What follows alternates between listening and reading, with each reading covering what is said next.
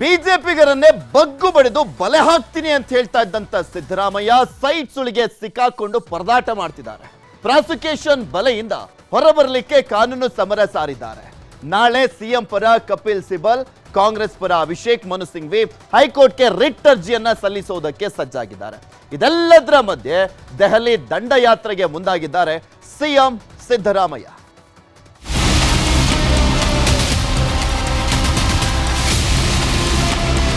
Siddaramaiah mass leader, clean ಇಮೇಜ್ಗೆ ಹೆಸರಾಗಿರುವಂತ ನಾಡಿನ ಚೀಫ್ ಮಿನಿಸ್ಟರ್. 40 ವರ್ಷದ ರಾಜಕೀಯ ಜೀವನದಲ್ಲಿ ಇದೇ ಮೊದಲ ಬಾರಿಗೆ ಅತಿದೊಡ್ಡ ಕಾನೂನು ಸಂಕೋಲೆಯಲ್ಲಿ ಸಿಲುಕಿಬಿಟ್ಟಿದ್ದಾರೆ. ಮೂಡ ಹಗರಣದಲ್ಲಿ ಗವರ್ನರ್ ಅನುಮತಿ ನೀಡಿದ ಪ್ರಾಸಿಕ್ಯೂಷನ್ ಸಿಎಂಗೆ ಪೀಕಲಾಟ ತಂದಿಟ್ಟಿದೆ.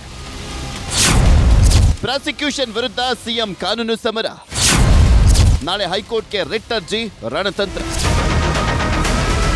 ಪ್ರಾಸಿಕ್ಯೂಷನ್ಗೆ ಅನುಮತಿ ಕೊಟ್ಟಿದ್ದು ರಾಜ್ಯ ರಾಜಕಾರಣದಲ್ಲಿ ಬಿರುಗಾಳಿಯೇ ಎದ್ದಿದೆ. ಯಾವುದಕ್ಕೂ ತಲೆಕೆಡಿಸಿಕೊಳ್ಳದಂತ ಸಿಎಂ ಸಿದ್ದರಾಮಯ್ಯ ಗವರ್ನರ್ ಪ್ರಾಸಿಕ್ಯೂಷನ್ ವಿರುದ್ಧ ತೊಡೆತಟ್ಟಿ ನಿಂತಿದ್ದಾರೆ. ರಾತ್ರೋರಾತ್ರಿ ಕಾನೂನು ತಜ್ಞರ ಸಲಹೆ ಪಡೆದಂತ ಟಗರು ರಾಜಕೀಯವಾಗಿ ಕಾನೂನಾತ್ಮಕವಾಗಿ ಹೋರಾಟಕ್ಕೆ ಸೆಟೆದು ನಿಂತಿದ್ದಾರೆ. ರಾಜ್ಯಪಾಲರ ವಿರುದ್ಧವೇ ಕಾನೂನು ಸಮರ ಸಾರುವುದಕ್ಕೆ ರಣಬಲೆಯನ್ನ ಹೆಣೆದಿದ್ದು ಪ್ರಾಸಿಕ್ಯೂಷನ್ ರದ್ದು ಕೋರಿ ಹೈಕೋರ್ಟ್ಗೆ ಅರ್ಜಿಯನ್ನ ಸಲ್ಲಿಸಲಿಕ್ಕೆ ತೀರ್ಮಾನವನ್ನ ಮಾಡಲಾಗಿದೆ. ಹೀಗಾಗಿಯೇ ದೆಹಲಿಯಿಂದ ಆಗಮಿಸಿ ನಾಳೆಯೇ ಸಿಎಂ ಪರವಾಗಿ ಅಭಿಷೇಕ್ ಮನು ಸಿಂಘ್ವಿ ಸಿಬಲ್ ಹೈಕೋರ್ಟ್ಗೆ ಅರ್ಜಿಯನ್ನ ಸಲ್ಲಿಸಲಿದ್ದಾರೆ. ಇದರಿಂದ ಮಂತ್ರಾಲಯ ಪ್ರವಾಸವನ್ನ ಕೂಡ ರದ್ದು ಮಾಡಿ ಕಾನೂನು ಯುದ್ಧಕ್ಕೆ ಸಿದ್ಧವಾಗಿದ್ದಾರೆ ಸಿದ್ದರಾಮಯ್ಯ. ಸಿಎಂ ಸಿದ್ದರಾಮಯ್ಯ ವಿರುದ್ಧ ಸೆಕ್ಷನ್ 17A, ಸೆಕ್ಷನ್ 218 ಅಡಿಯಲ್ಲಿ ತನಿಖೆಗೆ ಅನುಮತಿಯನ್ನ ಕೊಡಲಾಗಿದೆ. ಹಾಗಾದ್ರೆ ಈ ಎರಡು ಸೆಕ್ಷನ್ ಏನ್ ಹೇಳ್ತಾವೆ ಅಂತ ನೋಡೋದಾದ್ರೆ, ಸೆಕ್ಷನ್ 17A ಅಂದ್ರೆ ಬೇರೇನೂ ಅಲ್ಲ, ಜನಪ್ರತಿನಿಧಿಗಳ ತನಿಖೆಗಾಗಿ ಇರುವಂತ ಕಾನೂನು. ಈ ಸೆಕ್ಷನ್ ಅಡಿಯಲ್ಲಿ ನೇರವಾಗಿ ಪೊಲೀಸಿಂದ ತನಿಖೆ ನಡೆಯೋದು ಅಸಾಧ್ಯ. ಅಂದ್ರೆ ನೇರವಾಗಿ ಲೋಕಾಯುಕ್ತ, ಸಿಐಡಿ, ಎಸ್ಐಟಿ ತನಿಖೆ ನಡೆಸಲಿಕ್ಕೆ ಆಗಲ್ಲ. ಗವರ್ನರ್ ಅನುಮತಿ ಮೇರೆಗೆ ಮಾತ್ರ ತನಿಖೆ ನಡೆಸಬಹುದು. ಭ್ರಷ್ಟಾಚಾರ, ಕ್ರಿಮಿನಲ್, ಇತರೆ ಕೇಸ್ಗಳ ಬಗ್ಗೆ ತನಿಖೆ ನಡೆಯಲಿದೆ. ಸೆಕ್ಷನ್ 218 ಅಂದ್ರೆ ಜನಪ್ರತಿನಿಧಿಗಳ ತನಿಖೆಗೆ ಇರುವಂತ ಕಾನೂನು. ಭ್ರಷ್ಟಾಚಾರ ಕೇಸ್ನಲ್ಲಿ ರಕ್ಷಣೆ ಆರೋಪ ಬಂದಾಗ ಆ ಸೆಕ್ಷನ್ ಅಡಿಯಲ್ಲಿ ತನಿಖೆಯನ್ನು ನಡೆಸಲಾಗುತ್ತೆ. ಅಲ್ಲದೆ ದಾಖಲೆ ತಿದ್ದುಪಡಿ ಮಾಡಿ ಮೋಸ ಮಾಡಿದ ಆರೋಪ ಕೇಳಿ ಬಂದ್ರೆ, ಅಕ್ರಮವಾಗಿ ಆಸ್ತಿ ವರ್ಗಾವಣೆ, ಪರಭಾರೆ ಮಾಡಿದ ಆರೋಪವಿದ್ದಾಗ, ಹಾಗೆಯೇ ಸಾರ್ವಜನಿಕ ಆಸ್ತಿ ದುರುಪಯೋಗ ಮಾಡಿಕೊಂಡ ಆರೋಪ ಕೇಳಿ ಬಂದಾಗ ಈ ಸೆಕ್ಷನ್ ಅಡಿಯಲ್ಲಿ ತನಿಖೆ ನಡೆಸಬಹುದು. ಅಪರಾಧ ಸಾಬೀತಾದರೆ 6 ತಿಂಗಳು ಶಿಕ್ಷೆ ಜೊತೆಗೆ 10,000 ದಂಡವನ್ನ ವಿಧಿಸುವಂತ ಸಾಧ್ಯತೆ ಇದೆ. ಸಿದ್ದರಾಮಯ್ಯ ಕಾನೂನು ಹೋರಾಟಕ್ಕೆ ಸಾಥ್ ಕೊಟ್ಟಿದೆ ಹೈಕಮಾಂಡ್. ಸದಾ ನಿಮ್ಮ ಬೆನ್ನಿಗೆ ಪಕ್ಷ ನಿಲ್ಲುತ್ತೆ ಅಂತ ವರಿಷ್ಠರು ಅಭಯವನ್ನ ಕೊಟ್ಟಿದ್ದಾರೆ. ಇತ್ತ ರಾಜ್ಯ ನಾಯಕರು ಕೂಡ ಕಾನೂನು ಹೋರಾಟಕ್ಕೆ ನಾವು ಸಿದ್ಧ, ಸಿದ್ದರಾಮಯ್ಯ ಪರ ನಿಲ್ಲೋಕೆ ಬದ್ಧ ಅಂತ ತೋಳ್ ತಟ್ಟಿದ್ದಾರೆ. ಆದ್ರೆ ಹೈಕಮಾಂಡ್ ಸಿದ್ದರಾಮಯ್ಯನವರಿಗೆ ಸಾಥ್ ಕೊಡೋದಕ್ಕೆ ಕೆಲ ಕಾರಣಗಳಿದಾವೆ. ಸಿಎಂ ಸಿದ್ದರಾಮಯ್ಯ ಕರ್ನಾಟಕದ ಪಾಲಿನ ಮಾಸ್ ಲೀಡರ್. ಒಂದ್ ವೇಳೆ ಸಿಎಂ ಸ್ಥಾನದಿಂದ ಕೆಳಗಿಳಿಸಿದ್ರೆ ಅಹಿಂದ ವರ್ಗದ ಸಿಟ್ಟಿಗೆ ಕಾರಣವಾಗಲಿದೆ ಕಾಂಗ್ರೆಸ್. ಜೊತೆಗೆ ಇತರ ರಾಜ್ಯಗಳ ಎಲೆಕ್ಷನ್ ಮೇಲೂ ಕೂಡ ಎಫೆಕ್ಟ್ ಆಗುವಂತ ಸಾಧ್ಯತೆ ಇದೆ. ಪಕ್ಷದಲ್ಲೇ ಬಣ ರಾಜಕೀಯದ ಕಿಚ್ಚು, ಉಲ್ಬಣ ಆತಂಕ ಎದುರಾಗಿದೆ. ಹೀಗಾಗಿ ಸಿದ್ದು ಬೆಂಬಲಕ್ಕೆ ನಿಂತಿದೆ ಕೈಪಡೆ. ನಿನ್ನೆ ರಾತ್ರಿ ಸಿದ್ದರಾಮಯ್ಯ ಜೊತೆ ಎಐಸಿಸಿ ಅಧ್ಯಕ್ಷ ಮಲ್ಲಿಕಾರ್ಜುನ್ ಖರ್ಗೆ ಸುಮಾರು 1 ಗಂಟೆಗೂ ಹೆಚ್ಚು ಕಾಲ ಸಮಾಲೋಚನೆ ಮಾಡಿದ್ದಾರಂತೆ. ಈ ವೇಳೆ ಸಿಎಂಗೆ ಬೆಂಬಲ ಜೊತೆಗೆ ಕೆಲ ರಣತಂತ್ರವನ್ನ ಕೂಡ ರೂಪಿಸಿದ್ದಾರಂತೆ. ಕಾಂಗ್ರೆಸ್ ಪಕ್ಷ, ಸಚಿವ ಸಂಪುಟ ನಿಮ್ಮ ಜೊತೆಗಿದೆ. ಯಾವುದೇ ಕಾರಣಕ್ಕೂ ಧೃತಿಗೆಡಬೇಡಿ. ಪ್ರಾಸಿಕ್ಯೂಷನ್ಗೆ ಅನುಮತಿ ನೀಡಿರುವಂಥದ್ದು ಕಾನೂನು ಬಾಹಿರ. ರಾಜ್ಯಪಾಲರು ಕೇಂದ್ರದ ಕೈಗೊಂಬೆ ಆಗಿದ್ದಾರೆ. ಹೀಗಾಗಿನೇ ಕೇಂದ್ರದ ಸೂಚನೆಯಂತೆ ನಡೆದುಕೊಳ್ತಿದ್ದಾರೆ. ಇದೇ ವಿಷಯವನ್ನ ಮುಂದಿಟ್ಕೊಂಡು ರಾಷ್ಟ್ರ ಮಟ್ಟದಲ್ಲಿ ಹೋರಾಟ ಮಾಡೋಣ, ಸುಸ್ಥಿರ ಸರ್ಕಾರವನ್ನ ಅಸ್ಥಿರ ಮಾಡುವಂತ ತಂತ್ರ ಮಾಡ್ತಿದ್ದಾರೆ. ಹೀಗಾಗಿ ಜಿಲ್ಲಾ ಮತ್ತು ತಾಲೂಕು ಕೇಂದ್ರಗಳಲ್ಲೂ ಕೂಡ ಹೋರಾಟ ಮಾಡೋಣ ಅಂತ ಸಿದ್ದರಾಮಯ್ಯನವರಿಗೆ ಅಭಯವನ್ನ ನೀಡಿದ್ದಾರಂತೆ. ಗವರ್ನರ್ ವಿರುದ್ಧ ರಾಷ್ಟ್ರಪತಿಗಳಿಗೆ ದೂರು. ಮೋಡ ಹಗರಣ ಸಿಎಂ ಸಿದ್ದರಾಮಯ್ಯನವರಿಗೆ ಭಾರಿ ಮುಜುಗರವನ್ನ ತಂದಿಟ್ಟಿದ್ದು ಅಡಕತ್ತರಿಯಲ್ಲಿ ಸಿಕ್ಕಂತಾಗಿದೆ. ಸದ್ಯ ರಾಜ್ಯದಲ್ಲಿ ನಡೀತಾ ಇರುವಂತಹ ಬೆಳವಣಿಗೆಗಳ ಬಗ್ಗೆ ಸಿಎಂ ಕಂಪ್ಲೀಟ್ ರಿಪೋರ್ಟ್ ಕೊಡಲಿದ್ದಾರೆ. ರಾಹುಲ್ ಗಾಂಧಿ, ಸೋನಿಯಾ ಗಾಂಧಿ, ಕೆ.ಸಿ. ವೇಣುಗೋಪಾಲ್ ಹಾಗೂ ಖರ್ಗೆ ಭೇಟಿ ಮಾಡಿ ಮುಂದಿನ ಹೋರಾಟದ ಬಗ್ಗೆ ಸಮಾಲೋಚನೆ ನಡೆಸಲಿದ್ದಾರಂತೆ. ರಾಷ್ಟ್ರಪತಿಗಳಿಗೆ ಗವರ್ನರ್ ವಿರುದ್ಧ ದೂರು ಕೊಡುವ ವಿಚಾರದ ಬಗ್ಗೆಯೂ ಕೂಡ ಮಾತುಕತೆ ನಡೆಸುವಂತ ಸಾಧ್ಯತೆ ಇದೆ.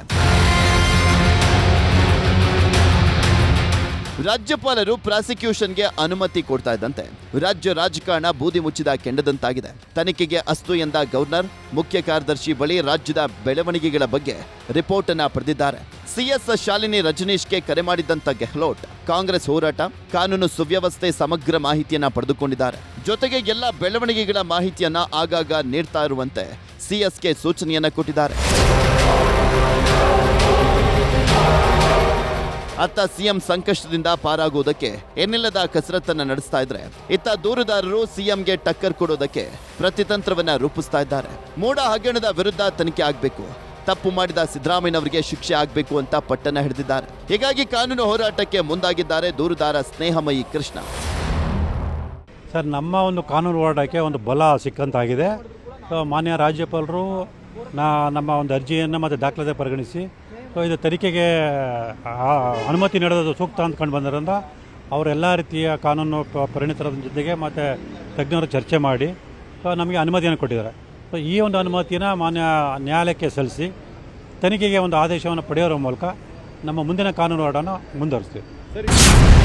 ಬುಧವಾರ ಶಾಸಕಾಂಗ ಪಕ್ಷದ ಸಭೆ. ಶಾಸಕರ ವಿಶ್ವಾಸ ಪಡೆಯಲಿಕ್ಕೆ ಸಿಎಂ ಪ್ಲಾನ್. ಮೋಡ ಹಗರಣದ ಕುಣಿಕೆ ಮತ್ತಷ್ಟು ಬಿಗಿಗೊಳ್ತಾ ಇದ್ದಂತೆ ಬುಧವಾರ ಶಾಸಕಾಂಗ ಪಕ್ಷದ ಸಭೆಯನ್ನ ಕರೆದಿದ್ದಾರೆ ಸಿಎಂ. ಈ ಮೂಲಕ ಮತ್ತೊಂದು ಹಂತದ ರಣತಂತ್ರ ರೂಪಿಸಲಿಕ್ಕೆ ಸಜ್ಜಾಗಿದ್ದಾರೆ. ಸಿಎಲ್ಪಿ ಸಭೆಯಲ್ಲಿ ಏನೆಲ್ಲ ಚರ್ಚೆ ಆಗುವ ಸಾಧ್ಯತೆ ಇದೆ ಅನ್ನೋದನ್ನ ನೋಡೋದಾದ್ರೆ, ಈಗಾಗಲೇ ಹೈಕಮಾಂಡ್ ಸಚಿವರ ವಿಶ್ವಾಸವನ್ನ ಪಡೆದಿರುವಂತ ಸಿಎಂ ಸಿಎಲ್ಪಿ ಸಭೆಯನ್ನ ಕರೆದಿದ್ದಾರೆ. ಇದರಲ್ಲಿ ಶಾಸಕರನ್ನ ವಿಶ್ವಾಸಕ್ಕೆ ತೆಗೆದುಕೊಳ್ಳಿಕ್ಕೆ ರಣತಂತ್ರವನ್ನ ರೂಪಿಸಿದ್ದಾರೆ. ಹಗರಣದಲ್ಲಿ ತಮ್ಮ ಪಾತ್ರವಿಲ್ಲ, ಪ್ರಾಸಿಕ್ಯೂಷನ್ ಕಾನೂನು ಬಾಹಿರ ಅಂತ ಮನವರಿಕೆ ಮಾಡಲಿದ್ದಾರೆ.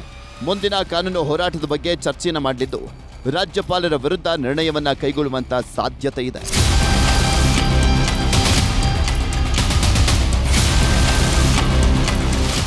ಮೋಡ ಹಗರಣ ಸಿಎಂ ಕುರ್ಚಿಯನ್ನೇ ಗಡಗಡ ಗಡಗಡ ಅಂತ ನಡುಗಿಸ್ತಾ ಇದೆ. ಕಾಂಗ್ರೆಸ್ ಪಾಳ್ಯದಲ್ಲಿ ಅಲ್ಲೋಲ ಕಲ್ಲೋಲ ಶುರುವಾಗಿದೆ. ಕಾನೂನು ಯುದ್ಧದಲ್ಲಿ ಯಾರು ಗೆದ್ದು ಬೀಗ್ತಾರೆ ಅನ್ನೋದನ್ನ ಕಾದು ನೋಡಬೇಕಾಗಿದೆ.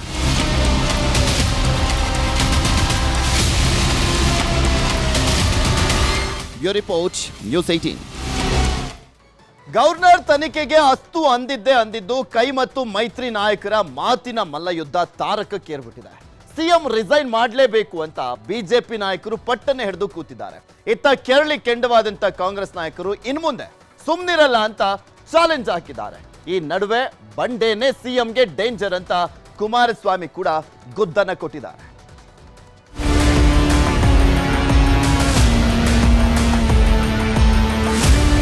ರಾಜ್ಯ ರಾಜಕಾರಣದಲ್ಲಿ ಧಗಧಗ ಅಂತಿದೆ ಸಿಎಂ ವಿರುದ್ಧದ ಪ್ರಾಸಿಕ್ಯೂಷನ್ ಮಹಾಜ್ವಾಲೆ. ಮಾತಿನ ಸಮರ ತಾರಕಕ್ಕೇರಿದೆ. ರಾಜ್ಯಪಾಲರ ಆದೇಶವನ್ನೇ ಅಸ್ತ್ರವಾಗಿಸಿಕೊಂಡ ಬಿಜೆಪಿ ಸಿದ್ದರಾಮಯ್ಯ ವಿರುದ್ಧ ಉರಿದುರಿದು ಬೀಳ್ತಿದೆ. ನೈತಿಕ ಹೊಣೆ ಹೊತ್ತು ರಾಜೀನಾಮೆ ನೀಡಲೇಬೇಕೆಂದು ಪಟ್ಟು ಹಿಡಿದು ಬೆಂಕಿ ಉಂಡೆಯಂತಾಗಿದೆ ದೋಸ್ತಿ ಪಡೆ. ಕಾಂಗ್ರೆಸ್ ವರ್ಸಸ್ ಮೈತ್ರಿ ಪ್ರಾಸಿಕ್ಯೂಷನ್ ಫೈಟ್. ದೋಸ್ತಿಗಳ ವಿರುದ್ಧ ಕೈಕಲಿಗಳು ರಣರಣ. ಸಿಎಂ ವಿರುದ್ಧ ಪ್ರಾಸಿಕ್ಯೂಷನ್ ಅನುಮತಿ ವಿಚಾರ ಕಾಂಗ್ರೆಸ್ ನಾಯಕರನ್ನ ಕೆರಳಿಸಿದೆ. ಸಚಿವರ ಕಣ್ಣು ಕೆಂಪಾಗಿಸಿದೆ. ಉದ್ದೇಶಪೂರ್ವಕವಾಗಿಯೇ ಪ್ರಾಸಿಕ್ಯೂಷನ್ ಕೊಟ್ಟಿದ್ದಾರೆ. ಬಿಜೆಪಿಯವರ ಕೈಗೊಂಬೆಯಾಗಿ ರಾಜ್ಯಪಾಲರು ನಡೆದುಕೊಳ್ತಿದ್ದಾರೆ. ಇಷ್ಟು ದಿನ ದ್ವೇಷದ ರಾಜಕಾರಣ ಮಾಡಬಾರ್ದು ಅಂತ ಸುಮ್ಮನಿದ್ವಿ. ಆದ್ರೆ ಇನ್ಮುಂದೆ ಏನೇನ್ ಮಾಡಬೇಕೋ ಮಾಡ್ತೇವೆ ಅಂತ ಓಪನ್ ಚಾಲೆಂಜ್ ಹಾಕಿ ಸಿಡಿದಿದ್ದಾರೆ ಕೈಕಲಿಗಳು. ನಾವು ರಾಜೀನಾಮೆ ಕೊಡೋದಿಲ್ಲ, ನಾವು ಕಾನೂನು ಹೋರಾಟ ಮಾಡ್ತೀವಿ. ಕಾನೂನಿನ ಪ್ರೊವಿಷನ್ಸ್ ಏನಿದಾವೆ ಅವೆಲ್ಲ ನಮ್ಮ ಕಡೆ ಇದ್ದಾವೆ ಅಂತ ನಾವು ಹೋರಾಟ ಮಾಡ್ತೀವಿ. ನೈತಿಕ ಹೊಣೆ ಕೊಟ್ಟು ರಾಜೀನಾಮೆ ಯಾರಾನ ಕೊಡಬೇಕು ಅಂದ್ರೆ ರಾಜ್ಯಪಾಲರು ಕೊಡಬೇಕು, ನಂಬರ್ 1. ನಂಬರ್ 2 ವಿಜಯೇಂದ್ರ ಅವರು ಕೊಡಬೇಕು. ಈ ರಾಜ್ಯದಲ್ಲಿ ರಾಜಕೀಯ ಷಡ್ಯಂತ್ರ ನಡೀತಾ ಇದೆ. ನೀವು ಮಾಡಿರ್ತಕ್ಕಂಥದ್ದು ಬಿಜೆಪಿಯವರ ಕೈಗೊಂಬೆಯಾಗಿ ರಾಜ್ಯಪಾಲರ ಕಚೇರಿಯನ್ನೇ ಬಿಜೆಪಿಯ ಕಾರ್ಯಕರ್ತರ ಮುಖಂಡರುಗಳ ಅಂಗಳವನ್ನಾಗಿ ಮಾಡ್ಕೊಂಡಿದ್ದೀವಿ. ಸಿಎಂಗೆ ಲೇವಡಿ ಮಾಡಿ ಕೇಸರಿ ಪಡೆ ಕೆಂಡ. ಗವರ್ನರ್ ಪ್ರಾಸಿಕ್ಯೂಷನ್ ಅನುಮತಿ ನೀಡಿದ್ದನ್ನೇ ಬಹುದೊಡ್ಡ ಅಸ್ತ್ರವಾಗಿಸಿಕೊಂಡಿದೆ ಬಿಜೆಪಿ. ಸಿಎಂ ನೈತಿಕ ಹೊಣೆ ಹೊತ್ತು ರಾಜೀನಾಮೆ ಕೊಡಬೇಕು ಅಂತ ಆರ್ ಅಶೋಕ್ ಆಗ್ರಹಿಸಿದ್ದಾರೆ. ಛಲವಾದಿ ನಾರಾಯಣಸ್ವಾಮಿ ಕೂಡ ಸಿಎಂ ವಿರುದ್ಧ ವಾಗ್ದಾಳಿ ನಡೆಸಿದ್ರು. ಬಿಜೆಪಿಯವರು ನನಗೆ ಕಪ್ಪು ಚುಕ್ಕೆ ಅಂಟಿಸ್ತಿದ್ದಾರೆಂದು ಸಿಎಂ ಹೇಳಿದ್ರು. ಕಾಗಿಯಲ್ಲಿ ಎಂದಾದ್ರೂ ಕಪ್ಪು ಚುಕ್ಕೆ ಹುಡುಕಿ ತೋರಿಸಲು ಸಾಧ್ಯವೇ ಅಂತ ಪ್ರಶ್ನಿಸಿದ್ರು. ನಾಳೆ ನಾವು ಕೂಡ ಸಿದ್ದರಾಮಯ್ಯನವರ ರಾಜೀನಾಮೆಗೆ ನಾಳೆ 11ವರೆಗೆ ಗಾಂಧಿ ಸ್ಟ್ಯಾಚ್ಯೂ ಹತ್ರ, ವಿಧಾನಸೌಧದ ಗಾಂಧಿ ಸ್ಟ್ಯಾಚ್ಯೂ ಹತ್ರ ಎಲ್ಲ ನಮ್ಮ MLAಗಳು, MLCಗಳು, MP ಗಳು ನಾವು ರಾಜೀನಾಮೆಯನ್ನು ಕೊಡಿ, ಸಿದ್ದರಾಮಯ್ಯನವರೇ ರಾಜೀನಾಮೆಯನ್ನು ಕೊಡಿ, ನೀವು ತಪ್ಪು ಮಾಡಿದ್ದೀರಾ. ನೀವು ಸಂವಿಧಾನಿಕ ಹುದ್ದೆಯನ್ನು ಟಾರ್ಗೆಟ್ ಮಾಡ್ತಿರೋದ್ರ ದುರುದ್ದೇಶ ತನಿಖೆಯೇ ನಡಿಬಾರ್ದು ಅಂತಂದರೆ you are not above the constitution, you also under the constitution. ನೀವು ಸಂವಿಧಾನಕ್ಕಿಂತ ಮೇಲಲ್ಲ, ನೀವು ಕೂಡ ಸಂವಿಧಾನದ ಒಳಗೆ ಬರ್ತೀರಿ. ಕಪ್ಪು ಚುಕ್ಕೆನೇ ಇಲ್ಲ, ನನಗೆ ಕಪ್ಪು ಚುಕ್ಕೆನೇ ಇಲ್ಲ, ಬಿಜೆಪಿನವರು ಕಪ್ಪು ಚುಕ್ಕೆ ಅಂಟಿಸ್ಲಿಕ್ಕೆ ನೋಡ್ತಿದ್ದಾರೆ ಅಂತ ನೀವು ಹೇಳಿದಿರಿ. ಕಪ್ಪು ಚುಕ್ಕೆ ಇಲ್ವಾ? ಭ್ರಷ್ಟಾಚಾರದಲ್ಲಿ ಸಂಪೂರ್ಣ ಮುಳುಗಿ ಪೂರ್ತಿ ಕಾಗೆ ತರ ಕಪ್ಪಾಗ್ಬಿಟ್ಟಿದ್ದೀರಿ ನೀವು. ಕಪ್ಪು ಚುಕ್ಕೆ ತೋರಿಸಿ ಬಿಜೆಪಿನವರು ಅಂದ್ರೆ ನಾವ್ ಎಲ್ಲಿಂದ ತೋರಿಸ್ಬೇಕಪ್ಪ? ಕಾಗೆ ಎಲ್ಲಾರಾದ್ರೂ ಕಪ್ಪು ಚುಕ್ಕೆ ಹುಡುಕಿ ತೋರಿಸ್ಲಿಕ್ಕೆ ಸಾಧ್ಯ ಇದೆಯಾ? ಈಗ ಸಿದ್ದರಾಮಯ್ಯ ಕರಿ ಕಾಗೆ ಆಗಿದ್ದಾರೆ, ಕಪ್ಪು ಚುಕ್ಕೆ ತೋರ್ಸಕ್ ಆಗದೇ ಇಲ್ಲ. ಈಗ ಸಿಎಂ ಡಿಸಿಎಂ ವಿರುದ್ಧ ಕುಮಾರಣ್ಣ ಸಿಡಿಮಿಡಿ. ಬಂಡೆನೇ ಸಿಎಂಗೆ ಡೇಂಜರ್ ಅಂತ ಡಿಕೆಗೆ ಟಾಂಗ್. ಹೆಜ್ಜೆ ಹೆಜ್ಜೆಗೂ ಕಾಂಗ್ರೆಸ್ ನಾಯಕರ ವಿರುದ್ಧ ಕುಟುಕ್ತಿದ್ದಾರೆ ಕೇಂದ್ರ ಸಚಿವ ಕುಮಾರಸ್ವಾಮಿ. ಕುಮಾರಸ್ವಾಮಿ ವಿರುದ್ಧ ಯಾಕೆ ಪ್ರಾಸಿಕ್ಯೂಷನ್ಗೆ ಅನುಮತಿ ಕೊಡ್ಲಿಲ್ಲ ಎಂದ ಕಾಂಗ್ರೆಸ್ ನಾಯಕರಿಗೆ ಟಕ್ಕರ್ ಕೊಟ್ಟಿದ್ದಾರೆ. ತಮ್ಮ ವಿರುದ್ಧ ಪ್ರಾಸಿಕ್ಯೂಷನ್ ಅವಶ್ಯಕತೆ ಏನಿದೆ, ನನಗೆ ಭಯ ಹುಟ್ಟಿಸೋಕೆ ಪ್ರಾಸಿಕ್ಯೂಷನ್ ಅಂತಿದ್ದಾರೆ ಅಂತ ವಾಗ್ದಾಳಿ ನಡೆಸಿದ್ರು. ಇದೇ ವೇಳೆ ಬಂಡೆನೇ ಸಿಎಂಗೆ ಡೇಂಜರ್ ಅಂತ ಡಿಕೆಶಿ ವಿರುದ್ಧ ಮಾತಿನ ಚಾಟಿ ಬೀಸಿದ್ದಾರೆ. ಇತ್ತ ಸಿದ್ದರಾಮಯ್ಯ ರಾಜೀನಾಮೆಗೆ ಆಗ್ರಹಿಸಿದ್ರು ನಿಖಿಲ್ ಕುಮಾರಸ್ವಾಮಿ. ನನ್ನ ಮುಂದೆ ಸಾಯಿ ವೆಂಕಟೇಶ್ವರದ್ದು ಕೇಸ್ ಪ್ರಾರಂಭ ಆಯಿತು. ಕೋರ್ಟ್ನಲ್ಲಿ ಏನು ಹೇಳಿದ್ದಾರೆ? ನಿಮ್ಮನ್ನ ಹಿಡ್ಕೊಂಡಿರೋರು ಯಾರು, ಸುಪ್ರೀಂ ಕೋರ್ಟ್ ಮುಂದೆ ಹೋಗಬೇಡಿ ಅಂತ. ಇದಕ್ಕೆ ಪ್ರಾಸಿಕ್ಯೂಷನ್ಗೆ ಗವರ್ನರಿಗೆ ಕಳಿಸೋ ಈ ಡ್ರಾಮಾ ಯಾಕೆ? ಎದುರಿಸಕ ನನ್ನ ಆ ಬಂಡೆ ಅನ್ನೋದು ಇದೆಯಲ್ಲ, ಆ ಬಂಡೆನೇ ಡೇಂಜರ್. ಅಲ್ಲಿ ಮೊನ್ನೆ ವಯನಾಡಲ್ಲಿ ಲ್ಯಾಂಡ್ ಸ್ಲೈಡ್ ಆಯ್ತಲ್ಲ, ಆ ಲ್ಯಾಂಡ್ ಸ್ಲೈಡ್ ಆಗಿ ಇವತ್ತು ಹಲವಾರು ಜನ ಸಾಯ್ಲಿಕ್ಕೆ ಆ ಬಂಡೆಗಳೇ ಕಾರಣ. ಕರ್ನಾಟಕದಲ್ಲೂ ಈ ಬಂಡೆಗಳೇ ಕಾರಣವಾಗ್ತಕ್ಕಂಥ ದಿನ ದೂರ ಇಲ್ಲ. ನೋಡೋಣ ಬನ್ನಿ. ನನಗೆ ಅವರ ಹಿರಿತನದ ಮೇಲೆ ಗೌರವ ಇದೆ. ಈ ರೀತಿ ಆರೋಪ ಬಂದಂತ ಸಂದರ್ಭದಲ್ಲಿ ಸಾಮಾನ್ಯವಾಗಿ ನೈತಿಕ ಹೊಣೆಯನ್ನು ಹೊತ್ತು ಮುಖ್ಯಮಂತ್ರಿಗಳಿರ್ಬೋದು, ಯಾರೇ ಇರ್ಬೋದು, ರಾಜೀನಾಮೆನ ಕೊಡ್ತಕ್ಕಂಥದ್ದು ಸೂಕ್ತ ಅಂತಕ್ಕಂಥದ್ದು ನಮ್ಮ ಅಭಿಪ್ರಾಯ. ಒಟ್ಟಾರೆ ಪ್ರಾಸಿಕ್ಯೂಷನ್ ವಿಚಾರಕ್ಕೆ ಪಾಲಿಟಿಕ್ಸ್ ಜೋರಾಗಿದೆ. ಒಬ್ಬರ ಮೇಲೊಬ್ಬರು ಆರೋಪಗಳ ಸುರಿಮಳೆಗೈದು ಮಾತಿನ ಬಾಣ ಬಿಡ್ತಿದ್ದಾರೆ. ಇದು ಮತ್ತೊಂದು ಹಂತಕ್ಕೆ ತಲುಪುವ ಎಲ್ಲಾ ಲಕ್ಷಣಗಳು ಗೋಚರಿಸುತ್ತಿರೋದಂತೂ ದಿಟ. Bureau report, news 18. ಇನ್ನು ಯಾವಾಗ ಸಿಎಂ ಸಿದ್ದರಾಮಯ್ಯನವರ ವಿರುದ್ಧ ಪ್ರಾಸಿಕ್ಯೂಷನ್ಗೆ ಗ್ರೀನ್ ಸಿಗ್ನಲ್ ಸಿಕ್ತೋ ರಾಜ್ಯದಾದ್ಯಂತ ಆಕ್ರೋಶದ ಅಗ್ನಿ ಜ್ವಾಲನೆ ಹೊತ್ಬಿಟ್ಟಿದೆ. ಕಾಂಗ್ರೆಸ್ ಕಾರ್ಯಕರ್ತರು, ಸಿದ್ದರಾಮಯ್ಯನವರ ಅಭಿಮಾನಿಗಳು ಬೃಹತ್ ಪ್ರತಿಭಟನೆಯನ್ನ ಮಾಡಿ ಗವರ್ನರು, ಬಿಜೆಪಿ, ಜೆಡಿಎಸ್ ವಿರುದ್ಧ ಕೆಂಡಾಮಂಡಲರಾದರು. ಈ ಮಧ್ಯೆ ಡಿಸಿಎಂ ಡಿಕೆ ಶಿವಕುಮಾರ್ ನಾಳೆ ರಾಜ್ಯದಾದ್ಯಂತ ಹೋರಾಟಕ್ಕೆ ಕರೆಯನ್ನ ಕೊಟ್ಟಿದ್ದಾರೆ. ಇತ್ತ ಬಿಜೆಪಿ ಕೂಡ ಹೋರಾಟಕ್ಕೆ ಸಜ್ಜಾಗಿದೆ.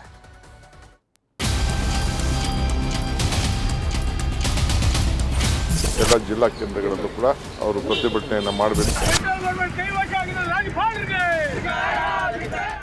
ಕ್ಲೀನ್ ಹ್ಯಾಂಡ್ ಅಂತಾನೆ ಖ್ಯಾತಿಯನ್ನ ಪಡೆದಿರೋ ಸಿದ್ದರಾಮಯ್ಯಗೀಗ ಪ್ರಾಸಿಕ್ಯೂಷನ್ ಅಗ್ನಿ ಪರೀಕ್ಷೆ. ಸಿಎಂ ಕುಟುಂಬದ ವಿರುದ್ಧ ಕೇಳಿ ಬಂದಿರುವ ಮೂಡ ಹಗರಣದ ತನಿಖೆಗೆ ರಾಜ್ಯಪಾಲರು ಗ್ರೀನ್ ಸಿಗ್ನಲ್ ಕೊಟ್ಟಾಗಿದೆ. ಇದರ ಬೆನ್ನಲ್ಲೇ ಸಿಎಂ ರಾಜೀನಾಮೆ ನೀಡಲೇಬೇಕು ಅಂತ ದೋಸ್ತಿ ನಾಯಕರು ಪಟ್ಟು ಹಿಡಿದ್ರೆ, ಇತ್ತ ಸಿದ್ದರಾಮಯ್ಯ ಪರವಾಗಿ ಕೈಪಡೆ ರೊಚ್ಚಿಗೆದ್ದಿದೆ. ನಾಳೆ ರಾಜ್ಯಾದ್ಯಂತ ಪ್ರತಿಭಟನೆಗೆ ಕಾಂಗ್ರೆಸ್ ಸಜ್ಜು. ಜಿಲ್ಲಾ ಕೇಂದ್ರಗಳಲ್ಲಿ ಹೋರಾಟಕ್ಕೆ ಡಿಕೆಶಿ ಕರೆ. ಸಿಎಂ ಸಿದ್ದರಾಮಯ್ಯ ಬೆನ್ನಿಗೆ ಬಂಡೆಯಂತೆ ನಿಂತಿರುವ ಡಿಕೆಶಿ ನಾಳೆ ರಾಜ್ಯಾದ್ಯಂತ ಕಾಂಗ್ರೆಸ್ ಪ್ರತಿಭಟನೆಗೆ ಕರೆ ನೀಡಿದ್ದಾರೆ. ಜಿಲ್ಲಾ, ತಾಲೂಕು ಕೇಂದ್ರಗಳಲ್ಲಿ ಶಾಂತಿಯುತ ಪ್ರತಿಭಟನೆ ಮಾಡಬೇಕಂತ ಕಾರ್ಯಕರ್ತರಿಗೆ ಸೂಚನೆ ನೀಡಿದ್ದಾರೆ. ಅಲ್ಲದೆ ಕೆಲವರು ಕಲ್ಲೊಡೆಯೋ ಕೆಲಸವನ್ನ ಮಾಡ್ತಾರೆ ಅಂತಾನೂ ಬಿಜೆಪಿ, ಜೆಡಿಎಸ್ ವಿರುದ್ಧ ಪರೋಕ್ಷವಾಗಿ ಕುಟುಕಿದ್ದಾರೆ. ಇವತ್ತು ಪ್ರಜಾಪ್ರಭುತ್ವದ ಒಂದು ಕಗ್ಗೊಲೆ, ಒಂದು ದೊಡ್ಡ ಸರ್ಕಾರನ ಇಶ್ಯೂ ಇಲ್ಲದೆ ಹೋದ್ನ ಇಶ್ಯೂ ಮಾಡೋಕ್ಕೆ ಇವತ್ತು ಹೊರಟಿದ್ದಾರೆ. ಅದಕ್ಕೆ ನಾವೆಲ್ಲ ನಮ್ಮ ಮುಖಂಡಗಳಿಗೆಲ್ಲ ನಾವು ಕೊಟ್ಟಿದ್ದೀವಿ. ಎಲ್ಲ ಜಿಲ್ಲಾ ಕೇಂದ್ರಗಳಲ್ಲೂ ಕೂಡ ಅವರು ಪ್ರತಿಭಟನೆಯನ್ನು ಮಾಡಬೇಕು, ಶಾಂತಿಯುತವಾಗಿ ಮಾಡಬೇಕು. ಕೆಲವು ಕಿಡಿಗೇಡಿಗಳು ಕೆಲವರು ಬಂದು ಮಿಕ್ಸ್ ಮಾಡಿಕೊಂಡು ಕರ್ಗಿಲ್ ಹೊಡೆಯೋದು, ಲಾಂಡ್ ಆರ್ಡರ್ ಪ್ರಾಬ್ಲಮ್ ಕ್ರಿಯೇಟ್ ಮಾಡೋದವೆಲ್ಲ ಮಾಡ್ತಾರೆ. ಅದಕ್ಕೆಲ್ಲ ಬಹಳ ಎಚ್ಚರಿಕೆಯಿಂದ ಇರಬೇಕು ಅಂತ ಹೇಳಿದ್ದೀವಿ. ಜಿಲ್ಲೆಯಲ್ಲೂ ಕೈ ಕಾರ್ಯಕರ್ತರ ಆಕ್ರೋಶ. ಶಿವಮೊಗ್ಗದಲ್ಲಿ ಬಿಎಸ್ವೈ ಮನೆಗೆ ಮುತ್ತಿಗೆ ಯತ್ನ. ಸಿದ್ದರಾಮಯ್ಯ ವಿರುದ್ಧ ಪ್ರಾಸಿಕ್ಯೂಷನ್ಗೆ ಒಪ್ಪಿಗೆ ನೀಡಿರೋದನ್ನ ಖಂಡಿಸಿ ಕೈಪಡೆ ರೊಚ್ಚಿಗೆದ್ದಿದೆ.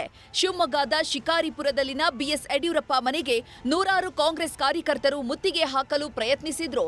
ಮುತ್ತಿಗೆಗೆ ಯತ್ನಿಸಿದವರನ್ನ ಪೊಲೀಸರು ವಶಕ್ಕೆ ಪಡೆದ್ರು. ಈ ವೇಳೆ ಅಪ್ಪ ಕಳ್ಳ, ಮಗ ಸುಳ್ಳ ಅಂತ ಘೋಷಣೆ ಕೂಗಿ ಆಕ್ರೋಶ ವ್ಯಕ್ತಪಡಿಸಲಾಯಿತು.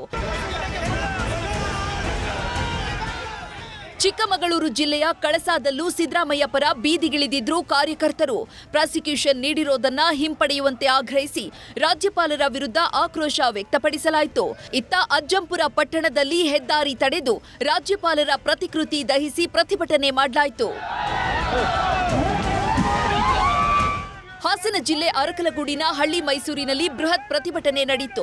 ಸಿದ್ದರಾಮಯ್ಯ ವಿರುದ್ಧ ಷಡ್ಯಂತ್ರ ಮಾಡಲಾಗಿದೆ, ಸುಳ್ಳು ಆರೋಪ ಮಾಡಿ ತನಿಖೆಗೆ ಆದೇಶಿಸಲಾಗುತ್ತಿದೆ ಅಂತ ರಾಜ್ಯಪಾಲರ ಪ್ರತಿಕೃತಿ ದಹಿಸಿ ಬಿಜೆಪಿ ವಿರುದ್ಧ ಆಕ್ರೋಶ ವ್ಯಕ್ತಪಡಿಸಲಾಗಿದೆ. ಕೋಲಾರದಲ್ಲೂ ಇದೇ ರೀತಿ ಸಿದ್ದರಾಮಯ್ಯ ಅಭಿಮಾನಿಗಳಿಂದ ಪ್ರತಿಭಟನೆ ನಡೆಯಿತು. ಗದಗದಲ್ಲಿ ಕಾಂಗ್ರೆಸ್ ಕಾರ್ಯಕರ್ತರ ಕಿಚ್ಚು ಜೋರಾಗಿತ್ತು. ಲಕ್ಷ್ಮೇಶ್ವರ ಪಟ್ಟಣದಲ್ಲಿ ರಾಜ್ಯಪಾಲರ ವಿರುದ್ಧ ಅಹಿಂದ ಕರ್ನಾಟಕ ಅಲ್ಪಸಂಖ್ಯಾತರ ಹಿಂದುಳಿದವರ ಒಕ್ಕೂಟ ಪ್ರತಿಭಟನೆಯನ್ನ ಮಾಡಿದೆ. ಕೊಪ್ಪಳದಲ್ಲಿ ಕೈ ಕಾರ್ಯಕರ್ತರು ಹಾಗೂ ಸಿದ್ದರಾಮಯ್ಯ ಅಭಿಮಾನಿಗಳು ರಾಷ್ಟ್ರೀಯ ಹೆದ್ದಾರಿ 50ರಲ್ಲಿ ವಾಹನಗಳನ್ನು ತಡೆದು ಆಕ್ರೋಶ ಹೊರಹಾಕಿದ್ದಾರೆ. ಯಾದಗಿರಿಯಲ್ಲಿ ಏಕಾಂಗಿಯಾಗಿ ಧರಣಿ ನಡೆಸುವಾಗ ಉಪವಾಸ ಸತ್ಯಾಗ್ರಹ ನಿರತ ಸಿದ್ದರಾಮಯ್ಯ ಅಭಿಮಾನಿ ಅಸ್ವಸ್ಥಗೊಂಡಿದ್ರು. ಬೆಳಿಗ್ಗೆಯಿಂದ ಅನ್ನ ನೀರಿಲ್ಲದೆ ಅಸ್ವಸ್ಥಗೊಂಡಿದ್ದ ರಾಜಕುಮಾರ್ನನ್ನ ಆಸ್ಪತ್ರೆಗೆ ಸಾಗಿಸಲಾಯಿತು. ಬಾಗಲಕೋಟೆಯಲ್ಲಿ ಸಿದ್ದರಾಮಯ್ಯ ಅಭಿಮಾನಿಗಳು ದೇವರ ಮೊರೆ ಹೋಗಿದ್ದಾರೆ.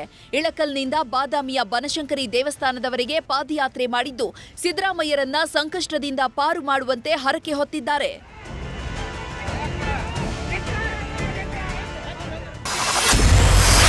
ಹೋರಾಟ ತೀವ್ರಗೊಳಿಸಲು ದೋಸ್ತಿ ನಿರ್ಧಾರ.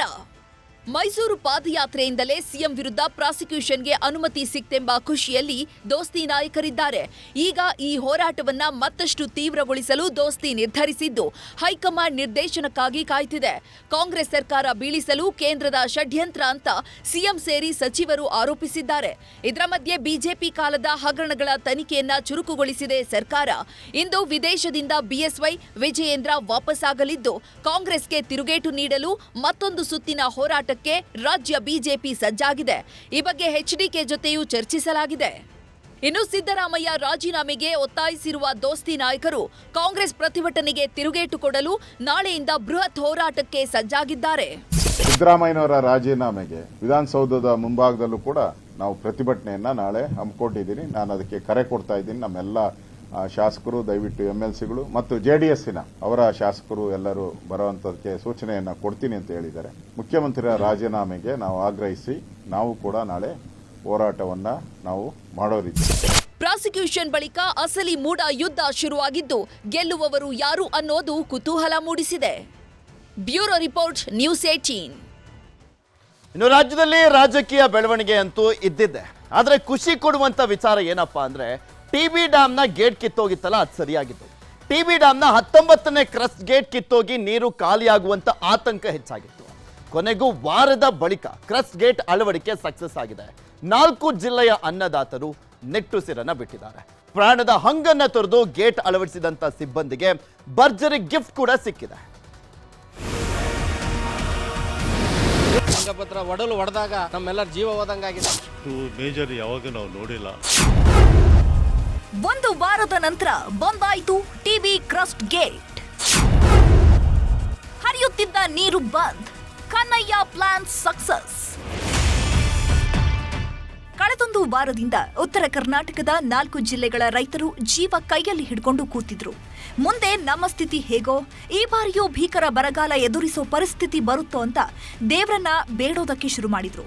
ಯಾಕಂದ್ರೆ ಕಿತ್ತು ಹೋಗಿದ್ದ ತುಂಗಭದ್ರಾ ಡ್ಯಾಂನ 19ನೇ ಕ್ರಸ್ಟ್ ಗೇಟ್ ರಿಪೇರಿ ಮಾಡೋದೇ ದೊಡ್ಡ ಸವಾಲಾಗಿತ್ತು. 33 TMC ನೀರು ಹರಿದು ಹೋದ್ಮೇಲೆ TB ಡ್ಯಾಂನ ಕ್ರಸ್ಟ್ ಗೇಟ್ ಬಂದ್ ಮಾಡಲಾಗಿದೆ. ಅಬ್ಬಬ್ಬ, ಈ ದೃಶ್ಯ ನೋಡ್ತಿದ್ರೆ ನಿಜಕ್ಕೂ ಎದೆ ಬಡಿತ ಜೋರಾಗುತ್ತೆ. ಒಂದೇ ಒಂದು ಕ್ಷಣ ಯಾಮಾರಿದ್ರು, ಪ್ರಾಣ ಪಕ್ಷಿಯೇ ಹಾರಿ ಹೋಗ್ತಿತ್ತು.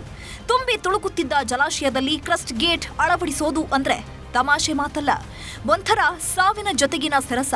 ಆದ್ರೆ ಜೀವವನ್ನೇ ಪಣಕ್ಕಿಟ್ಟಿದ್ದ ಸಿಬ್ಬಂದಿ ಉಕ್ಕಿ ಹರಿಯೋ ನೀರಿನ ಮೇಲೆಯೇ ಗೇಟ್ ಫಿಕ್ಸ್ ಮಾಡೋ ಕೆಲಸ ಮಾಡಿದ್ರು. ಒಂದು ವಾರದಿಂದ ವಿಜಯನಗರದಲ್ಲೇ ಮೊಕ್ಕಾಂ ಹೂಡಿದ್ದ ಡ್ಯಾಂ ತಜ್ಞ ಕನ್ನಯ್ಯ ನಾಯ್ಡು ಕೊನೆಗೂ ಹಿಡಿದ ಕೆಲಸವನ್ನ ಮಾಡಿ ಮುಗಿಸಿದ್ದಾರೆ. TB dam gate close, Ballari ಜನ ಖುಷ್. ಇವತ್ತು ತುಂಗಭದ್ರಾ ಡ್ಯಾಂನ 19ನೇ ಕ್ರಸ್ಟ್ ಗೇಟ್ ಕ್ಲೋಸ್ ಆಗಿದೆ ಅಂದ್ರೆ ಅದರ ಸಂಪೂರ್ಣ ಕ್ರೆಡಿಟ್ ಕನ್ನಯ್ಯ ನಾಯ್ಡು ಅವರಿಗೆ ಸಲ್ಲಬೇಕು. ಜೊತೆಗೆ ಜಿಂದಾಲ್, ಹಿಂದೂಸ್ತಾನ್, ನಾರಾಯಣ ಇಂಜಿನಿಯರ್ಸ್ ಕೂಡ ಕಡಿಮೆ ಸಮಯದಲ್ಲಿ 5 ಸ್ಟಾಪ್ ಲಾಕ್ಗಳನ್ನ ತಯಾರಿ ಮಾಡಿಕೊಟ್ಟಿದ್ರಿಂದ ಹರಿದು ಹೋಗ್ತಿದ್ದ ನೀರು ಉಳಿತಾಯವಾಗಿದೆ. ಇದರಿಂದ ಖುಷಿಯಾದ ಕನ್ನಡ ಪರ ಸಂಘಟನೆಗಳು ಕನ್ನಯ್ಯ ಅಂಡ್ ಟೀಮ್ಗೆ ಸನ್ಮಾನ ಮಾಡಿವೆ. ಡ್ಯಾಮ್ ಕಟ್ಟಬೇಕಾದಂಥ ಬಂದಂಥ ಕಾರ್ಮಿಕರ ಮಕ್ಕಳೇ ಇವತ್ತು ಡ್ಯಾಮನ್ನು ಪುನರುಜ್ಜೀವನಗೊಳಿಸಿರುವಂಥದ್ದು ನಿಜವಾಗ್ಲೂ ಕೂಡ ತುಂಗಭದ್ರಾ ನಮಗೆ ವರವನ್ನೇ ಕೊಟ್ಟಂತೆ ನಮಗೆ ಅನಿಸ್ತಾ ಇದೆ. ಸಮಸ್ಯೆ ಅಂತೂ ಭಾಳ ಬಂತು. ಎಲ್ಲ ಸೇಫ್ಟಿ ಮೆಜರ್ ತಗೊಂಡು ಎಲ್ಲರಿಗೂ ಒಂದು ಸ್ಕಿಲ್ಡ್ ಇದ್ವಿ ನಾವೆಲ್ಲರೂ, ಆ ಟ್ಯಾಲೆಂಟ್ ಇತ್ತು, ಇದ್ರ ಮೇಲೆ ಎಕ್ಸ್ಪೀರಿಯನ್ಸ್ ಮೇಲೆ ಮಾಡಿಕೊಟ್ಟಿವಿ. ಕ್ರಸ್ಟ್ ಗೇಟ್ ಅಳವಡಿಕೆ ಸಕ್ಸಸ್, ಸಿಬ್ಬಂದಿಗೆ 50,000 ಗಿಫ್ಟ್. ಮೊನ್ನೆಯಷ್ಟೇ ಟಿಬಿ ಡ್ಯಾಂ ವೀಕ್ಷಣೆಗೆ ಬಂದಿದ್ದ ಸಚಿವ ಜಮೀರ್ ಅಹಮದ್ ಖಾನ್ ದೇವರ ಬಳಿ ಪ್ರಾರ್ಥನೆ ಮಾಡಿ ಹೋಗಿದ್ರು. ಅಷ್ಟೇ ಅಲ್ಲ, ಆದಷ್ಟು ಬೇಗ ಗೇಟ್ ಕ್ಲೋಸ್ ಮಾಡಿದ್ರೆ ಎಲ್ಲ ಸಿಬ್ಬಂದಿಗೆ ತಲಾ 50,000 ಕೊಡ್ತೀನಿ ಅಂತಾನೂ ಹೇಳಿದ್ರು. ಆವತ್ತು ಹೇಳಿದಂತೆಯೇ ಈಗ ನಡ್ಕೊಂಡಿದ್ದಾರೆ. ಕಂಪ್ಲಿ ಶಾಸಕ ಗಣೇಶ್ ನೇತೃತ್ವದಲ್ಲಿ ಸಿಬ್ಬಂದಿಗೆ ಸನ್ಮಾನ ಮಾಡೋ ಮೂಲಕ ಸಿಬ್ಬಂದಿಗೆ 50,000 ರೂಪಾಯಿ ಉಡುಗೊರೆ ನೀಡಿದ್ದಾರೆ. ಅವ್ರಿಗೇನು ನಾನು ಸಹಾಯಧನ ಘೋಷಣೆ ಮಾಡೀನಿ, ಅದನ್ನ ಕೊಡಬೇಕಂತಂದು ಹೇಳೋದ್ರ ಮುಖಾಂತರ ಇವತ್ತೇನು ಆ ಕಾರ್ಮಿಕರಿಗೆ ಯಾವುದೇ ಸಣ್ಣ ಪುಟ್ಟ ಬಂದರೂ ಕೂಡ ಅದ್ರ ಜವಾಬ್ದಾರಿ ನಾನು ತಾಂತಂತಂದು ಇವತ್ತೇನು ಜಮೀರನ್ನ ಹೇಳಿದ್ದಾರೆ. ಅವ್ರಿಗೆ ನಿಜವಾಗಿ ಆ ದೇವರು ಕೂಡ ಒಳ್ಳೇದು ಮಾಡಲಿ ಅಂತ ನಾನು ಹೇಳಿ ಭಾವಿಸ್ತೇನೆ. ಕಳೆದೊಂದು ವಾರದಿಂದ ನಿರಂತರವಾಗಿ ನೀರು ಹರಿದೋದ ಪರಿಣಾಮ ತುಂಬಿ ತುಳುಕುತ್ತಿದ್ದ ಟಿಬಿ ಡ್ಯಾಂ ಖಾಲಿಯಾಗಿದೆ. ಹಾಗಾದ್ರೆ ಸದ್ಯ ಟಿಬಿ ಡ್ಯಾಂನಲ್ಲಿ ನೀರಿನ ಮಟ್ಟ ಎಷ್ಟಿದೆ ಅಂತ ನೋಡೋದಾದ್ರೆ 105 ಟಿಎಂಸಿ ಸಾಮರ್ಥ್ಯದ ತುಂಗಭದ್ರಾ ಡ್ಯಾಂ ಈ ಬಾರಿ ತುಂಬಿ ತುಳುಕುತ್ತಿತ್ತು. ರಾಜ್ಯಾದ್ಯಂತ ಉತ್ತಮ ಮಳೆಯಾಗಿದ್ರಿಂದ ಡ್ಯಾಂ ಭರ್ತಿಯಾಗಿತ್ತು. ಆದರೆ 19ನೇ ಕ್ರಸ್ಟ್ ಗೇಟ್ ಕಿತ್ ಹೋದ ಪರಿಣಾಮ 33 ಟಿಎಂಸಿ ನೀರು ಹರಿದೋಗಿದೆ. ಹೀಗಾಗಿ ಸದ್ಯ ಉಳಿದಿರೋದು 72.36 ಟಿಎಂಸಿ ಮಾತ್ರ. ಈಗಲೂ ಕೂಡ ಜಲಾಶಯಕ್ಕೆ 44,989 ಕ್ಯೂಸೆಕ್ ನೀರಿನ ಒಳಹರಿವಿದ್ದು 10,600 ಕ್ಯೂಸೆಕ್ ನೀರನ್ನ ಹೊರಬಿಡಲಾಗ್ತಾ ಇದೆ. ಮುಂದಿನ ದಿನಗಳಲ್ಲಿ ಉತ್ತಮ ಮಳೆಯಾಗಿದ್ದೇ ಆದರೆ ಟಿಬಿ ಡ್ಯಾಂ ಮತ್ತೆ ತುಂಬಿ ತುಳುಕಲಿದೆ. ಟಿಬಿ ಡ್ಯಾಂನ ಗೇಟ್ ಕಿತ್ ಹೋದ ದಿನದಿಂದಲೂ ರೈತರು ಕಂಗಾಲಾಗಿದ್ರು. ಈ ಬಾರಿಯೂ ಎಲ್ಲಿ ಮತ್ತೆ ಬರಗಾಲ ಬಂದೊದಗುತ್ತೋ ಅನ್ನೋ ಆತಂಕದಲ್ಲಿದ್ರು. ಆದ್ರೀಗ ನೀರಿನ ಹರಿವಿಗೆ ಗೇಟ್ ಬಿದ್ದಿರೋದ್ರಿಂದ 4 ಜಿಲ್ಲೆಗಳ ರೈತರು ಖುಷಿಯಾಗಿದ್ದಾರೆ. ಒಟ್ನಲ್ಲಿ ತುಂಗಭದ್ರಾ ಜಲಾಶಯ ಮತ್ತೆ ಯಥಾಸ್ಥಿತಿಗೆ ಬಂದಿದ್ದು ಬರಿದಾಗುವ ಆತಂಕ ದೂರವಾದಂತಾಗಿದೆ. ಬಸವರಾಜ್ ಹರನಹಳ್ಳಿ, ನ್ಯೂಸ್ 18, ಬಳ್ಳಾರಿ. ಕೋಲ್ಕತ್ತಾ ಟ್ರೈನಿ ವೈದ್ಯ ರೇಪ್ ಅಂಡ್ ಮರ್ಡರ್ಗೆ ದೇಶದಾದ್ಯಂತ ಆಕ್ರೋಶ, ಖಂಡನೆ ವ್ಯಕ್ತವಾಗಿದೆ. ಆರೋಪಿಗೆ ಕಠಿಣ ಶಿಕ್ಷೆ ಆಗ್ಲಿ ಅಂತ ಆಕ್ರೋಶ ವ್ಯಕ್ತವಾಗ್ತಾನೆ ಇದೆ. ಇನ್ನು ವೈದ್ಯ ಸಾವಿನ ಬಗ್ಗೆ ಆಸ್ಪತ್ರೆ ಸಿಬ್ಬಂದಿ ಸುಳ್ಳು ಹೇಳಿದ್ರು ಅನ್ನುವಂಥ ಗಂಭೀರ ಆರೋಪ ಕೂಡ ಕೇಳಿ ಬಂದಿದೆ. ಈ ಮಧ್ಯೆ ಸುಪ್ರೀಂ ಕೋರ್ಟ್ ಸುಮೋಟೋ ಕೇಸನ್ನ ದಾಖಲು ಮಾಡಿಕೊಂಡಿದೆ. ಕೋಲ್ಕತ್ತಾ ಟ್ರೈನಿ ವೈದ್ಯ ರೇಪ್ ಅಂಡ್ ಕೊಲೆ ಕೇಸ್. ಸುಮೋಟೋ ಕೇಸ್ ದಾಖಲಿಸಿಕೊಂಡ ಸುಪ್ರೀಂ. ಕೋಲ್ಕತ್ತಾದ ಟ್ರೈನಿ ವೈದ್ಯ ರೇಪ್ ಅಂಡ್ ಮರ್ಡರ್ ಕೇಸ್ಗೆ ಇಡೀ ಪಶ್ಚಿಮ ಬಂಗಾಳ ರಣರಂಗವಾಗಿದೆ. ವೈದ್ಯರ ಪ್ರತಿಭಟನೆ, ಆಕ್ರೋಶ, ಕಿಚ್ಚು ಧಗಧಗಿಸುತ್ತಿದೆ. ಪ್ರಕರಣದ ಬಗ್ಗೆ ಸುಪ್ರೀಂ ಕೋರ್ಟ್ ಸ್ವಯಂ ಪ್ರೇರಿತ ಕೇಸ್ ದಾಖಲಿಸಿಕೊಂಡಿದೆ. ಮುಖ್ಯ ನ್ಯಾಯಮೂರ್ತಿ ಡಿವೈ ಚಂದ್ರಚೂಡ್ ಮತ್ತು ನ್ಯಾಯಮೂರ್ತಿಗಳಾದ ಜೆಪಿ ಪರ್ದಿವಾಲಾ ಮತ್ತು ಮನೋಜ್ ಮಿಶ್ರಾ ಅವರುಳ್ಳ ಪೀಠವು ಆಗಸ್ಟ್ 20ರಂದು ಪ್ರಕರಣದ ವಿಚಾರಣೆ ನಡೆಸಲಿದೆ. ವೈದ್ಯ ಸಾವಿನ ಬಗ್ಗೆ ಸುಳ್ಳು ಹೇಳಿದ್ರ ಆಸ್ಪತ್ರೆ ಸಿಬ್ಬಂದಿ. ಇನ್ನು ಕೆಲವೇ ದಿನಗಳಲ್ಲಿ ವೈದ್ಯೆಯಾಗ್ತಿದ್ದ ಮಗಳನ್ನ ನೆನೆದು ತಾಯಿ ಕಣ್ಣೀರ್ ಹಾಕಿದ್ದಾರೆ. ನಿನ್ನ ಮಗಳಿಗೆ ಹುಷಾರಿಲ್ಲ ಅಂತ ಆಸ್ಪತ್ರೆಯಿಂದ ಕರೆ ಬಂತು. ಬಳಿಕ ಫೋನ್ ಮಾಡಿದ್ರೆ ರಿಸೀವ್ ಮಾಡಲಿಲ್ಲ. ನಿಮ್ಮ ಮಗಳು ಡ್ಯೂಟಿಗೆ ಹೋಗಿದ್ದಾರೆ ಅಂತ ಸುಳ್ಳು ಹೇಳಿದ್ರಿ. ಆಸ್ಪತ್ರೆ ಬಳಿ ಹೋಗಿ ನೋಡಿದಾಗ ಮಗಳು ಕೊಲೆಯಾದ ರೀತಿ ಸಾವನ್ನಪ್ಪಿದ್ಲು ಅಂತ ಘಟನೆ ಬಗ್ಗೆ ಸಂತ್ರಸ್ತೆಯ ತಾಯಿ ಹೇಳಿದ್ದಾರೆ. ಪಶ್ಚಿಮ ಬಂಗಾಳದಾದ್ಯಂತ ನಡೆಯುತ್ತಿರುವ ವೈದ್ಯರ ಪ್ರತಿಭಟನೆ ಮತ್ತಷ್ಟು ತೀವ್ರಗೊಂಡಿದೆ. ಆಸ್ಪತ್ರೆಗಳನ್ನ ಬಂದ್ ಮಾಡಿ ಪ್ರತಿಭಟಿಸುತ್ತಿದ್ದಾರೆ. ಸಾರ್ವಜನಿಕರು, ಕಾಲೇಜು ವಿದ್ಯಾರ್ಥಿಗಳು, ಕ್ರೀಡಾಪಟುಗಳು ಕೂಡ ಬೀದಿಗಿಳಿದು ರಾಜ್ಯ ಸರ್ಕಾರದ ವಿರುದ್ಧ ಆಕ್ರೋಶ ವ್ಯಕ್ತಪಡಿಸುತ್ತಿದ್ದಾರೆ. ಇನ್ನು ಪಶ್ಚಿಮ ಬಂಗಾಳದಲ್ಲಿ ಮೋಹನ್ ಬಾಗಾನ್ ಫುಟ್ಬಾಲ್ ತಂಡದ ಆಟಗಾರರು ಹಾಗೂ ಅಭಿಮಾನಿಗಳು ಭಾರೀ ಪ್ರತಿಭಟನೆ ಮಾಡಿದ್ರು. ಹಲವರನ್ನ ಪೊಲೀಸರು ವಶಕ್ಕೆ ಪಡೆದಿದ್ದಾರೆ. ಈ ಮಧ್ಯೆ ಪ್ರತಿಭಟನಾಕಾರರನ್ನ ಹತ್ತಿಕ್ಕಲು ಸರ್ಕಾರ ಪ್ರಯತ್ನಿಸುತ್ತಿದೆ. ಇದುವರೆಗೆ ತನಿಖೆಯಿಂದ ಯಾವುದೇ ಫಲಿತಾಂಶ ಬಂದಿಲ್ಲ ಅಂತ ಮೃತ ವೈದ್ಯೆಯ ತಂದೆ ಅಸಮಾಧಾನ ವ್ಯಕ್ತಪಡಿಸಿದ್ದಾರೆ. ವೈದ್ಯೆಯ ಅತ್ಯಾಚಾರ ಮತ್ತು ಕೊಲೆ ಪ್ರಕರಣದ ತನಿಖೆಯನ್ನು ನಡೆಸುತ್ತಿರುವ ಸಿಬಿಐ ಅಧಿಕಾರಿಗಳ ತಂಡ ಕೋಲ್ಕತ್ತಾದ ಆರ್ಜಿಕರ್ ವೈದ್ಯಕೀಯ ಕಾಲೇಜು ಮತ್ತು ಆಸ್ಪತ್ರೆಗೆ ಇವತ್ತು ಕೂಡ ಬಂದು ಪರಿಶೀಲನೆ ನಡೆಸಿತು. ಎಮರ್ಜೆನ್ಸಿ ವಾರ್ಡ್ನಲ್ಲಿ 3D ಲೇಸರ್ ಮ್ಯಾಪಿಂಗ್ ಮಾಡಿ ಮಹಜರು ನಡೆಸಿದ್ರು. ಸುಳ್ಳು ಮಾಹಿತಿ ವೈರಲ್, ಬಿಜೆಪಿ ನಾಯಕಿಗೆ ಸಮನ್ಸ್. ವೈದ್ಯೆಯ ಅತ್ಯಾಚಾರ ಮತ್ತು ಹತ್ಯೆಯ ಬಗ್ಗೆ ಸುಳ್ಳು ಮಾಹಿತಿ ಹರಡಿದ ಆರೋಪದಲ್ಲಿ ಬಿಜೆಪಿಯ ನಾಯಕಿ ಲಾಕೆಟ್ ಚಟರ್ಜಿ ಮತ್ತು ಇಬ್ಬರು ವೈದ್ಯರಿಗೆ ಕೋಲ್ಕತ್ತಾ ಪೊಲೀಸರು ಸಮನ್ಸ್ ನೀಡಿದ್ದಾರೆ. ಅಲ್ಲದೆ ಪ್ರಕರಣವನ್ನ ಗಂಭೀರವಾಗಿ ಪರಿಗಣಿಸಿರುವಂತಹ ಕೇಂದ್ರ ಸರ್ಕಾರ ಪ್ರತಿ 2 ಗಂಟೆಗೊಮ್ಮೆ ವರದಿಯನ್ನ ನೀಡುವಂತೆ ಪಶ್ಚಿಮ ಬಂಗಾಳ ಸರ್ಕಾರಕ್ಕೆ ಸೂಚನೆ ನೀಡಿದೆ. ಕರ್ನಾಟಕದಲ್ಲೂ ವೈದ್ಯೆಯ ಅತ್ಯಾಚಾರವನ್ನ ಖಂಡಿಸಿ ವಿವಿಧೆಡೆ ಪ್ರತಿಭಟನೆ ನಡೆಯಿತು. Bureau report, news 18. ಇನ್ನು ವೈದ್ಯ ಮೇಲಿನ ಅತ್ಯಾಚಾರ, ಕೊಲೆ ಖಂಡಿಸಿ ಇಡೀ ದೇಶದಾದ್ಯಂತ ಯಾವ ರೀತಿಯ ಆಕ್ರೋಶ ವ್ಯಕ್ತವಾಗ್ತಾ ಇದೆ ಅನ್ನುವಂಥದ್ದು ನೋಡ್ತಾ ಇದ್ರಿ. ಈ ಹೊತ್ತಿನಲ್ಲೇ ಬೆಂಗಳೂರಿನ HSR ಲೇಔಟ್ನಲ್ಲಿ ಯುವತಿ ಮೇಲೆ ಅತ್ಯಾಚಾರ ಮಾಡಲಾಗಿದೆ. ನಿನ್ನೆ ತಡರಾತ್ರಿ ಕೋರಮಂಗಲದ ಪಬ್ನಲ್ಲಿ ಯುವತಿ ಪಾರ್ಟಿಯನ್ನು ಮಾಡಿ ಕಾರಿನಲ್ಲಿ ಸ್ನೇಹಿತರ ಜೊತೆಗೆ ಮನೆಗೆ ಹೊರಟಿದ್ಲು. ಈ ವೇಳೆ ಆಟೋಗೆ ಕಾರು ಟಚ್ ಆಗಿದ್ದಂಥ ಕಾರಣಕ್ಕೋಸ್ಕರ ಗಲಾಟೆ ಆಯಿತು. ಬಳಿಕ ಆಕೆ ಕಾರನ್ನು ಇಳಿದು ಬೈಕ್ನಲ್ಲಿ ಒಂದು ಡ್ರಾಪ್ ಕೇಳಿದ್ದಾಳೆ. ಡ್ರಾಪ್ ಕೊಡುವಂಥ ನೆಪದಲ್ಲಿ ಆತ ಕರ್ಕೊಂಡು ಹೋಗಿದ್ದಾನೆ. ಬೈಕ್ ಸವಾರ ನಿರ್ಜನ ಪ್ರದೇಶಕ್ಕೆ ಯುವತಿಯನ್ನ ಕರೆದೊಯ್ದು ಅತ್ಯಾಚಾರವನ್ನ ನಡೆಸಿದ್ದಾನೆ. ಆರೋಪಿಯ ಸುಳಿವು ಸಿಕ್ಕಿದ್ದು ಆತನಿಗಾಗಿ ಶೋಧವನ್ನ ಮಾಡಲಾಗ್ತಾ ಇದೆ. ಒಬ್ಬರು ಮಹಿಳೆಯರಿಗೆ ಅವರು ಒಂದು ಲಿಫ್ಟ್ ತಗೊಂಡಾಗ 2 ವೀಲರಿಂದ ಯಾರು ಒಬ್ಬ ಮನುಷ್ಯ ಅವರಿಗೆ ಕ್ರಿಮಿನಲ್ ಅಸಾಲ್ಟ್ ಮಾಡಿ ರೇಪ್ ಮಾಡುವಂಥ ಇದು ಮಾಡಿದ್ದಾರೆ. ಸೊ ಅದಕ್ಕೆ we have registered a rape case and ಮುಂದಿನ ತನಿಖೆಯನ್ನು ಕೈಗೊಂಡಿದ್ದೀವಿ.